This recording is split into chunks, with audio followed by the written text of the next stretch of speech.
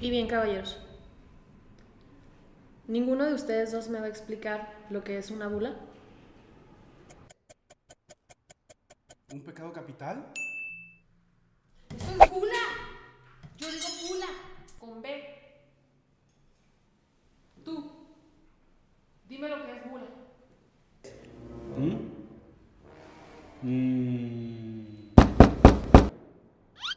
Ay, perdón.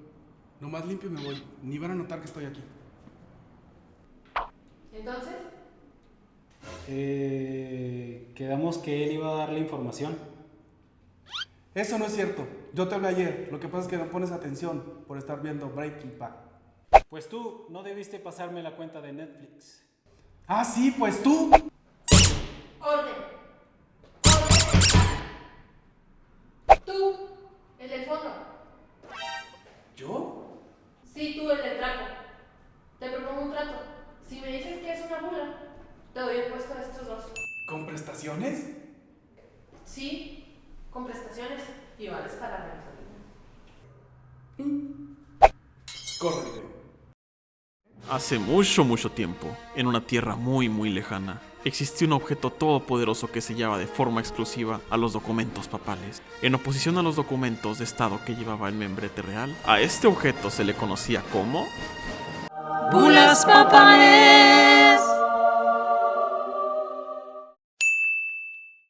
Una bula es un documento sellado con plomo sobre asuntos políticos o religiosos, cuyo caso, si está autentificada con sello papal, recibe el nombre de bula papal o bula pontificia. ¿Ponti qué? Pontificia. La palabra proviene del latín bulla, término que hace referencia a cualquier objeto redondo, artificial, y en un principio se utilizaba para referirse a la medalla que portaba al cuello los hijos de las familias nobles hasta el momento en que vestían la toga. ¿Como el bling bling de los raperos? Algo así, pero más sagrado. Generalmente se llama bulas a los documentos pontificios que son expedidos por la Cancillería Apostólica Papal sobre determinados asuntos de importancia dentro de las administraciones clerical e incluso civil, constituyéndose en uno de los instrumentos más extendidos en los que se fundamenta y expande la autoridad del pontífice. Desde un punto de vista formal, la bula es solemne y muy característica. Llevaba un sello de plomo con una cruz en el centro y una representación de San Pedro y San Pablo, mientras que en el reverso se consignaba el nombre del Papa del momento de su publicación y el año del pontificado. Normalmente se envía al obispo de la diócesis, quien a su vez la hará llegar a la parroquia. Está escrito en latín y si aparece en castellano es por la traducción hecha desde el arzobispado. En ese caso se le considera una copia. Más respeto, ¿cómo que una copia?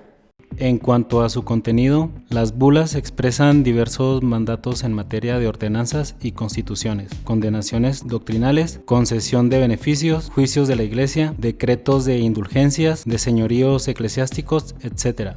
Cuando la bula es de extensión y o importancia menor, se denomina breve. Si la pared necesita resanarse con oro, ¿se considera de importancia o breve? De importancia, tío, que luce muy mal. La materia de las bulas es el pergamino y el papiro hasta el siglo XI. Después, solo el pergamino y la vitela. El más antiguo documento papal sobre papiro que se conoce con fecha cierta es una bula del Papa Esteban III. Este señor que vemos aquí.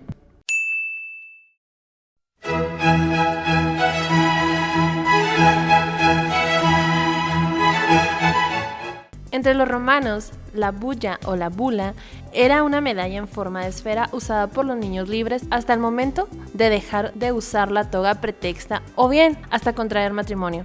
La costumbre parece proceder de Eturia, donde también era llevada por los adultos. Los hijos de las familias nobles y ricas llevaban una bula de oro. Los de condición inferior, como los maumitidos, llevaban en su lugar un pedazo de cuero. Cuando llegaban a la adolescencia, dejaban los primeros la bula a la vez que la toga pretexta, y generalmente consagraba aquella a los dioses lares o a algunas otras divinidades. En los primeros tiempos, cabe destacar que este sello, y no el documento en sí mismo, recibía el nombre de bula. La palabra bula se utilizó durante la Edad Media para los edictos de los soberanos, en especial los del imperio, pero también a los acuerdos entre diversos príncipes, hasta que, por último, vino a aplicarse exclusivamente a los escritos de los papas sobre algún asunto de importancia doctrinal o disciplinaria. Señor, ¿y por qué ha decidido cambiarle el nombre?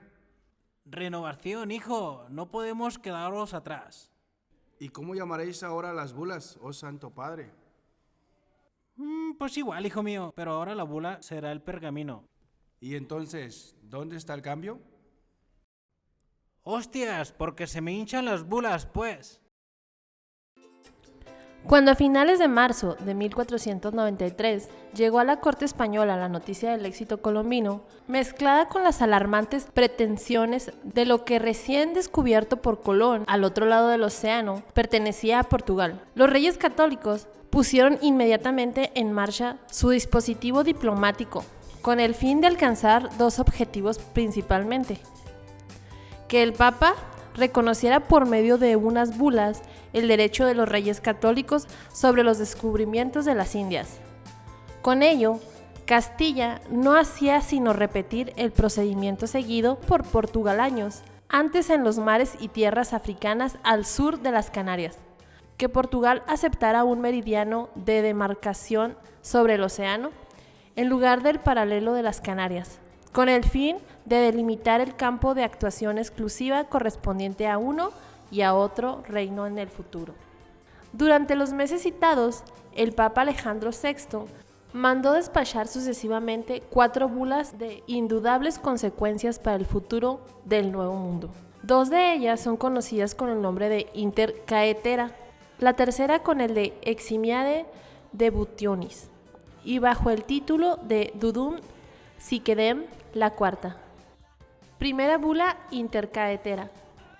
La primera promulgada el 3 de mayo de 1493. Alejandro VI Borgia dio a Castilla los derechos a todas las tierras firmes e islas remotas e incógnitas hacia las partes occidentales y en el océano que no pertenecían a ningún soberano cristiano. Concedía así a Castilla, en Occidente, los mismos derechos que otros papas: Nicolás V, Calixto III, Sixto IV, habían concedido a Portugal al sur y al este. Segunda bula Intercaetera.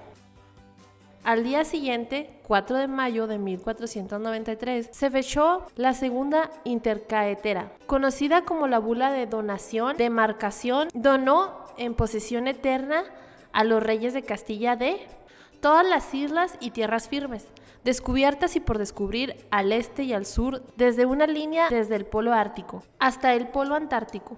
Esta línea debe estar a 100 leguas al oeste y al sur de cualquiera de las islas llamadas Azores y Cabo Verde.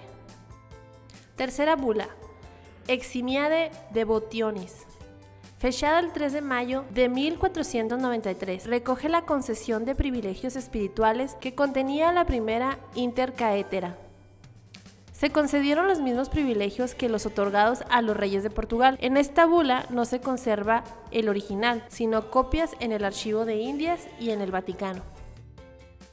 Cuarta bula, Dudum Siquidem, denominada de extensión y ampliación de la segunda Intercaetera, y fechada el 26 de septiembre de 1493. Trataba de matizar los derechos de Castilla y Portugal a la India asiática. En la bula Dudum Siquidem se concreta que los castellanos podrán ocupar y conquistar la India asiática, siempre que naveguen por la ruta de Occidente y al mediodía, y no se hubieran adelantado a los portugueses, los cuales podrían hacer lo mismo navegando por el este. El original y duplicado de este documento se encuentra en el Archivo General de India.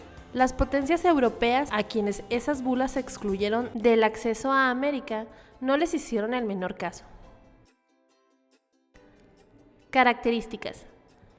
El sello pontifical está impreso en la mayoría de las bulas. Está hecho de plomo y lleva estampado a un lado el nombre del Papa reinante y al otro lado las figuras de las cabezas de San Pedro y San Pablo. Se añade un sello dorado o una bulla áurea a los documentos papales de especial importancia.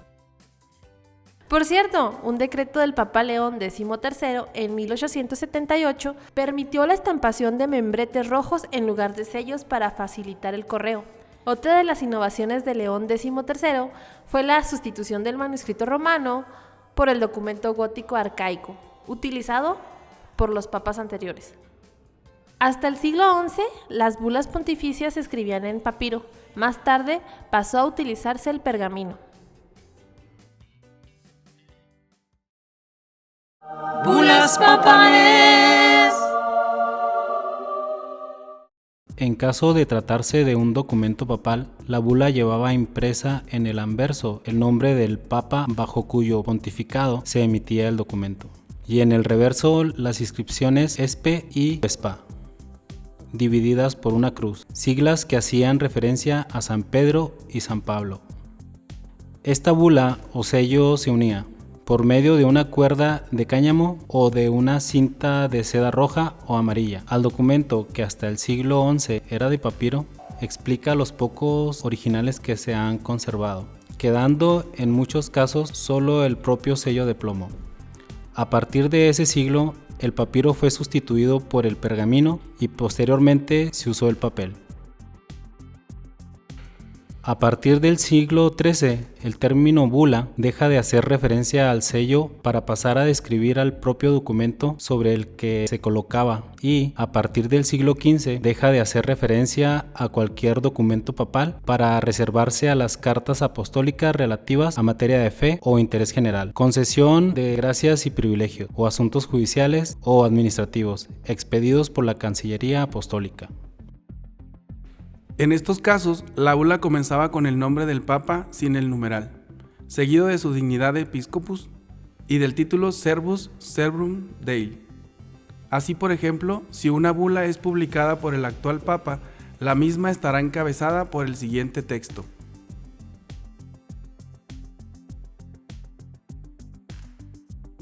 En el siglo XVIII, el sello del plomo fue sustituido por la estampación del lacre rojo. Las bulas son enrolladas o dobladas y aseguradas con un sello, para que no sean leídas por nadie hasta llegar a su destinatario.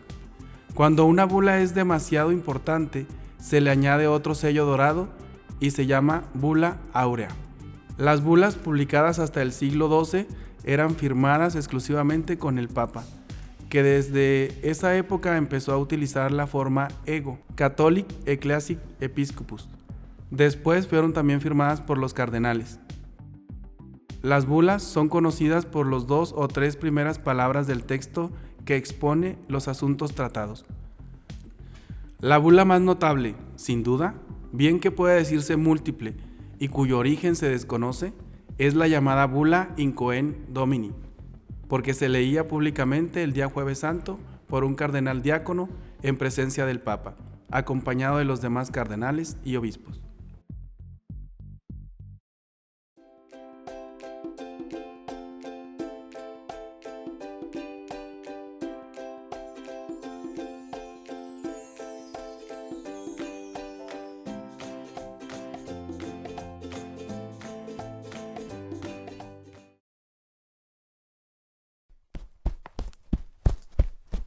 Entonces, hijo mío, ¿ya sabéis por qué le he puesto bula a las bulas? Pues no, aún no me ha quedado claro. Pues que no estuvisteis prestando atención, hijo del pecado. Venid y veamos el video otra vez. Chavalo baboso este.